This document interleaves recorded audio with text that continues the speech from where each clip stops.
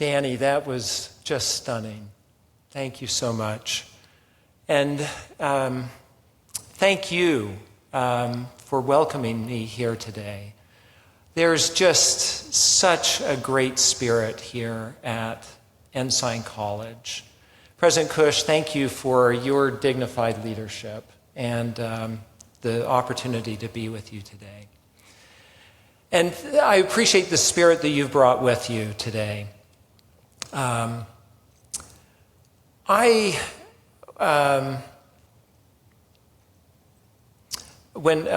just wanted to note that when I used to be at Deseret News, the building for Deseret News is right on your campus. And I used to have the opportunity to have lunch each month with then President Larry Richards. And he had such high hopes for Ensign College, and President Cush is realizing those hopes. And I hope that what I share with you today will not detract from the sweet spirit that we've felt so far. I hope you, like I, feel richly blessed to be part of this educational system that's been provided by the Church of Jesus Christ of Latter-day Saints. Although education is not essential to salvation, it's such a blessing that the Church devotes extraordinary resources to develop disciples of Jesus Christ who are leaders in their homes, the church, and their communities. And it's that third prong of the church educational system mission, developing disciples of Jesus Christ who are leaders within their communities, that I want to address specifically today. I want to explore what our discipleship obligates us to do in our role as citizens. We all remember our basic article of faith that, quote, we believe in being subject to kings, rulers, kings, presidents, rulers, magistrates, in obeying, honoring, and sustaining the law. There, I did remember it. Abiding by the law is our foundational obligation as disciple citizens. Disciple citizens, however, are asked to do much more than merely refrain from breaking the law. So what are some of those obligations? Let me reach all the way back in history to the time of the Babylonian captivity. The Book of Mormon, you'll remember, opens at the very beginning of the reign of King Zedekiah. Zedekiah was a vassal king installed by the Babylonians.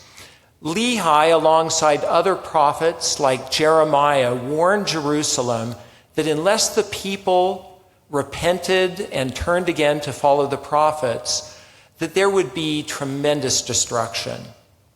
Now, Lehi's family escaped before the Babylonian emperor Nebuchadnezzar laid complete waste to Jerusalem. But during this period, thousands of Jews were taken into captivity and exiled into the city of Babylon. If you were one of those Jews forcibly carted away to Babylon after your home had been destroyed, would you think that you had any obligation to Babylon? Consider carefully this command from Jeremiah. Thus saith the Lord of hosts, the God of Israel, unto all that are carried away captives, whom I have caused to be carried away from Jerusalem unto Babylon. Build ye houses and dwell in them, and plant gardens and eat the fruit of them. Take ye wives and beget sons and daughters, that ye may be increased there and not diminished. And seek the peace of the city, whither I have caused you to be carried away captives, and pray unto the Lord for it, for in the peace thereof shall ye have peace.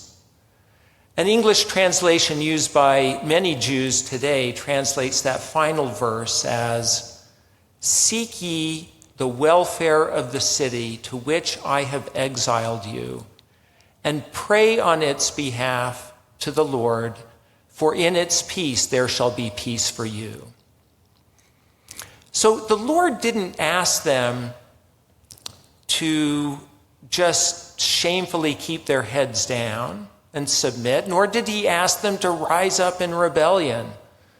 Instead, he asks the captives to live their lives with full purpose, to be fruitful and multiply, to be peacemakers, and to contribute positively to the society in which they now find themselves. Now, Jeremiah doesn't go into great detail about how to seek the peace or the welfare of Babylon. But you and I are fortunate to live in a day when those whom we sustain as prophets, seers, and revelators have given us very clear and specific direction on what it means to fulfill our obligations as citizens in the various societies in which we find ourselves.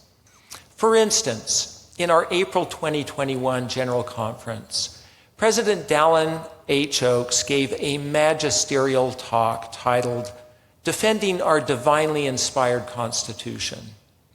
The Constitution that President Oaks makes specific reference to in that talk is the Constitution of the United States of America. But President Oaks was clear that the principles he spoke about in that talk are universal principles. Many of us, regardless of our nationality, are blessed to live in an age in which our voice as ordinary citizens is integral to who makes and executes our laws within constitutional systems of governance. This year alone, no fewer than 67 countries have held national elections affecting the governance of nearly half the world's population. Now, most of our ancestors, certainly mine, didn't have voice in their government. I guess if you descended from a monarch or an aristocrat or a warlord, maybe your ancestors had that kind of a voice. But most were governed by the whim of the person or the small group who had claim to the monopoly of violent force within the territory in which they lived. And if there are any changes to that kind of authority, they're typically made through heredity or violence. Now, speaking about the founding of the United States, President Oaks said, in a time when sovereign power was universally assumed to come from the divine right of kings or from military power, attributing sovereign power to the people was revolutionary. Philosophers had advocated this, but the United States Constitution was actually the first to apply it.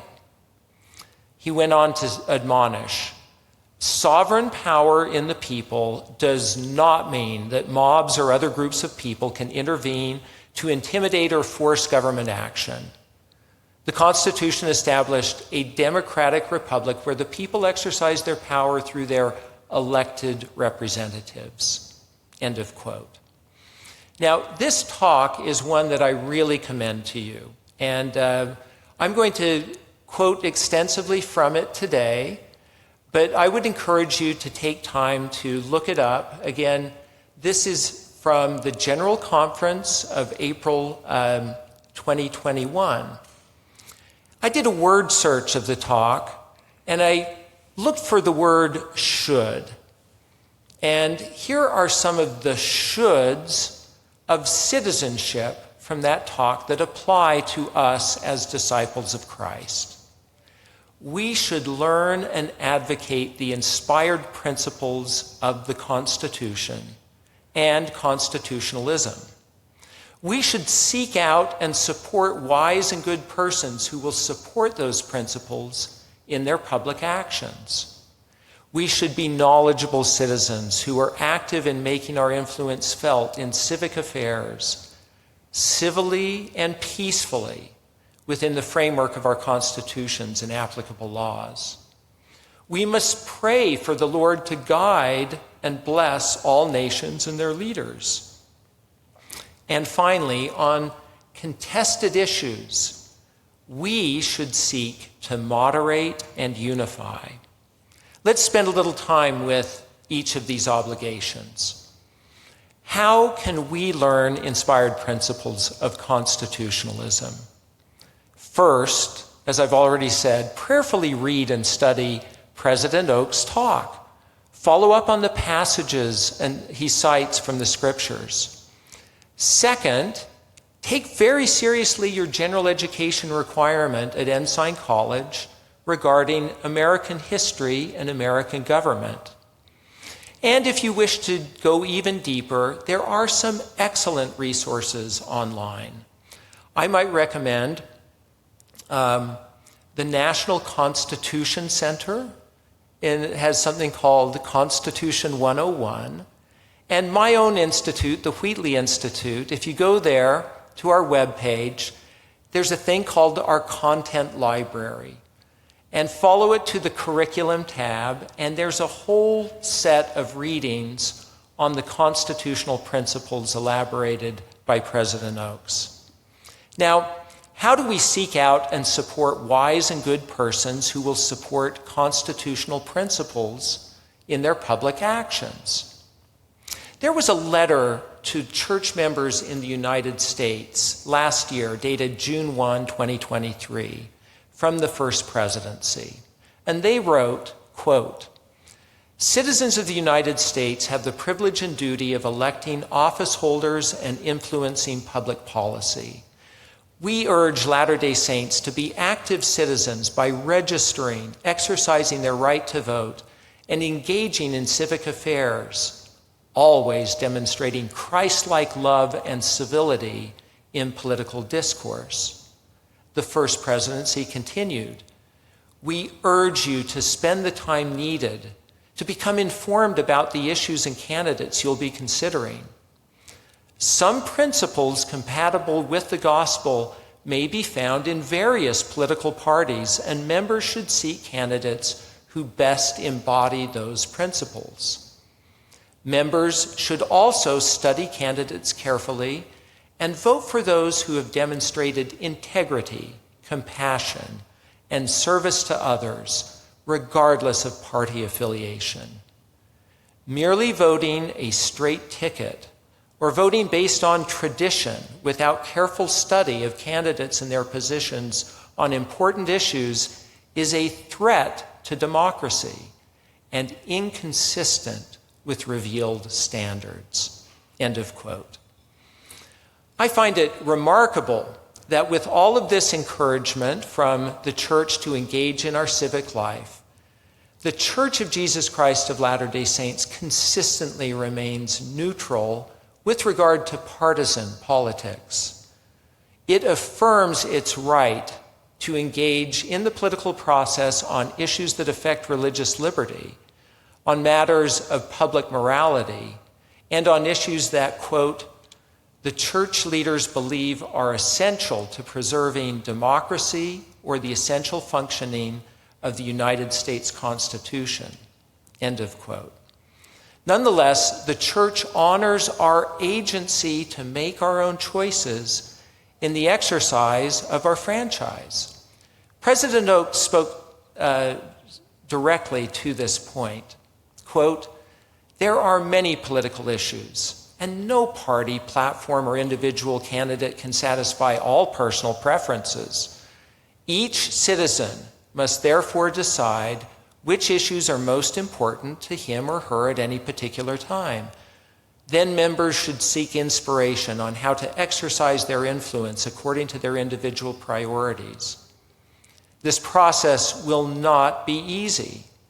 It may require changing party support or candidate choices, even from election to election. Such independent actions will sometimes require voters to support candidates or political parties or platforms whose positions they cannot approve. That's one reason we encourage our members to refrain from judging one another in political matters. We should never assert that a faithful Latter-day Saint cannot belong to a particular party or vote for a particular candidate. We teach correct principles and leave our members to choose how to prioritize and apply those principles on the issues presented from time to time." End of quote. Now, I hope that if you are a citizen of the United States, 18 years or older, that you've registered and will cast an informed ballot in this year's important election. If you're eligible to vote in Utah and have not already registered, voter registration is available at local polling sites on Election Day, a week from today, Tuesday, November 5th. And there are numerous locations in Salt Lake County. You can go to any of those sites regardless of where you reside. But the closest one to us at Ensign College is over at the Salt Lake City Public Library over on 400 South. You would need to bring a valid ID, and the polls open at 7. So I encourage you, if you're in that position, please make the effort. Now, how can we be knowledgeable citizens who are active in making our influence felt in civic affairs, civilly and peacefully within the framework of our constitutions and applicable laws? Well, first of all, we need to follow the admonition given to us in Doctrine and Covenants 88:79, where we're asked to understand, quote, "things which have been, things which are, things which must shortly come to pass, things which are at home, things which are abroad, the wars and the perplexities of nations and the judgments which are on the land, and a knowledge also of countries and of kingdoms." That's why I encourage you to take seriously those courses on government and history. In a high school commencement speech given at the American Heritage School in American Fork, Utah, on May 25th, 2021, President Oaks cautioned against getting news and information exclusively, quote, "from sources that pander to pre-existing opinions and make little intention to be objective and seldom even acknowledge contrary views," end of quote. He warned that technology like handheld devices and social media increase our vulnerability to what he called incomplete, fake, or distorted knowledge. So his counsel was, quote, "be acquainted with what you can call the other side. And don't limit your learning to what you can get in a few minutes on a handheld device.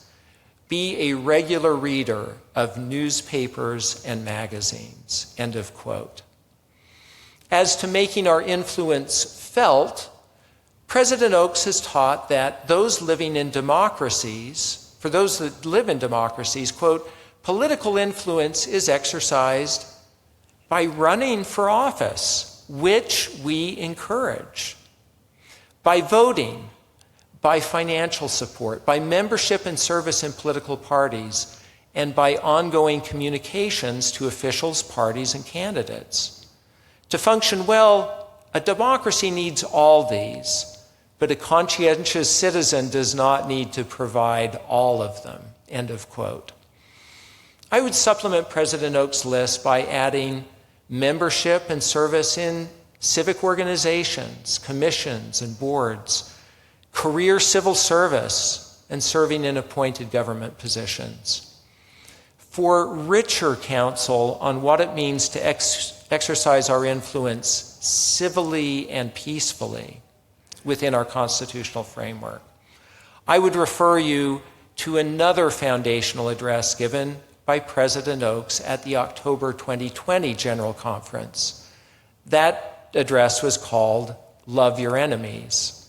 Among his teachings, quote, "an essential part of loving our enemies is to render unto Caesar by keeping the laws of our various countries. Though Jesus' teachings were revolutionary, he did not teach revolution or law-breaking. He taught a better way. This does not mean that we agree with all that is done with the force of law. It means that we obey the current law and use peaceful means to change it. It also means that we peacefully accept the results of elections.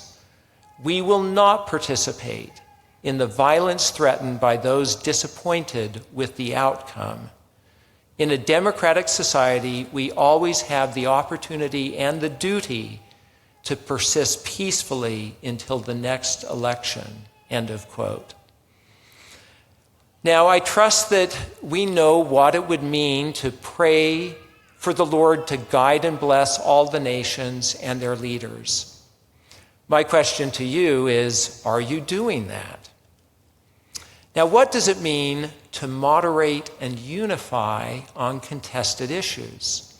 We could say a lot about this, but in a free society, people will have different opinions. So unity cannot mean that we're going to be thinking alike.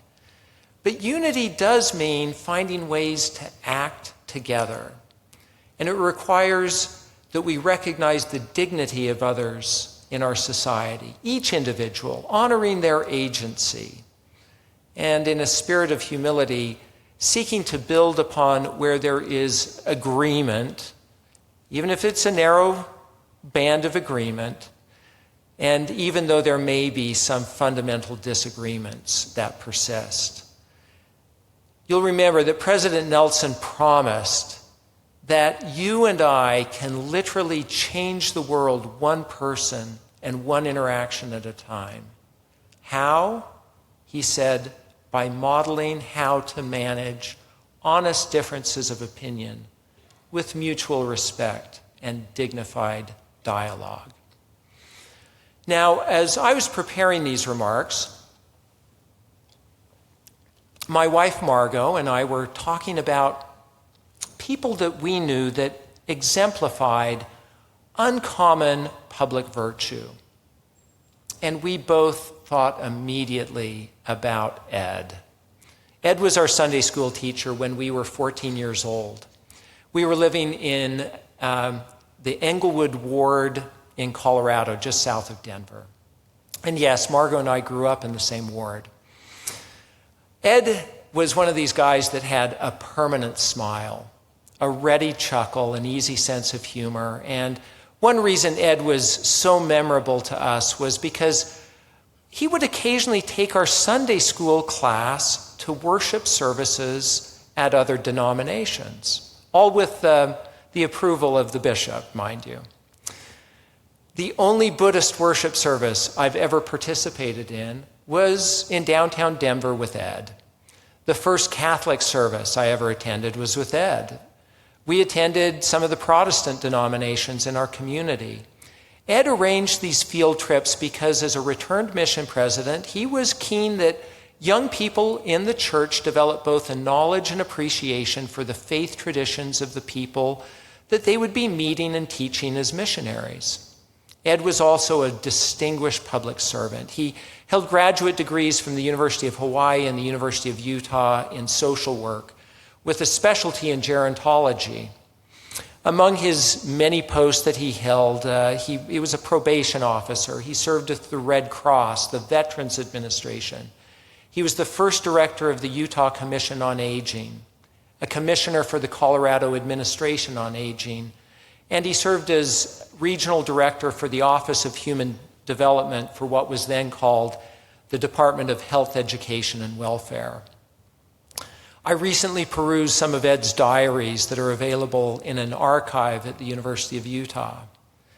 They're filled with notes about his professional work and also with memorable and meaningful quotes and jokes. And the entire journal is laced with gratitude for family, for colleagues, for his community, and for his country. What I haven't told you is that Ed's last name was Okasaki. Although a native of Hawaii with American citizenship, he was of Japanese descent. Ed was living in Hawaii and 18 years old when Imperial Japan bombed Pearl Harbor. He and his family were caught up in one of the saddest episodes of U.S. history. Although they were American citizens who lived impeccable lives, our government considered them a national security threat solely because of their ethnicity. Ed and his family, like nearly 120,000 other Japanese Americans, were rounded up from their homes and, without any more process than confirming their ethnicity, transported to and held in desolate internment camps in the western interior of the United States. Now, when finally allowed to, Ed, with other Japanese American young men, volunteered to fight with the U.S. Armed Forces in Western Europe. Ed was a member of the 442nd Infantry Combat Team, which became the most decorated Allied unit during World War II. He fought for the liberation of Italy and was wounded in France during the legendary rescue of the 36th Texas Division, also known as the Lost Battalion. Ed received the Purple Heart and the Silver Star for his gallantry above and beyond the call of duty.